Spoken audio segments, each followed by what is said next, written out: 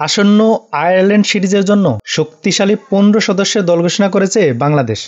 দলে প্রথমবারের মতো ডাক পেয়েছেন ফর্মে থাকা মাহিদুল ইসলাম অঙ্কন। ওয়েস্ট ইন্ডিজ সিরিজ থেকে বাদ পড়া সাইফুদ্দিন ফিরেছেন দলে এবং বাদ পড়েছেন তাসকিন আহমেদ ও শামীম পাটোয়ারি। আগামী ২৭ নভেম্বর আয়ারল্যান্ডের বিপক্ষে প্রথম টি-২০ ম্যাচ খেলবে বাংলাদেশ। প্রথম ম্যাচে শক্তিশালী একাদশ নিয়ে মাঠে নামবে বাংলাদেশ। বাংলাদেশের সম্ভাব্য একাদশে যারা থাকতে পারেন: ওপেনিংয়ে তানজিদ হাসান তামিমের সঙ্গী হবেন পারভেজ হোসেন ইমন। ওয়ান ডাউনে ফর্মে থাকা সাইফ হাসানকে দেখা যাবে। ৪ নম্বরে থাকবেন অধিনায়ক লিটন কুমার দাস।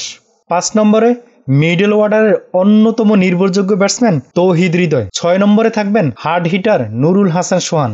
৭ নম্বরে leg spinner allrounder Rishad Hossain. ৮ নম্বরে রিশাদের সঙ্গী হবেন আরেক লেগ স্পিনার নাজুম আহমেদ।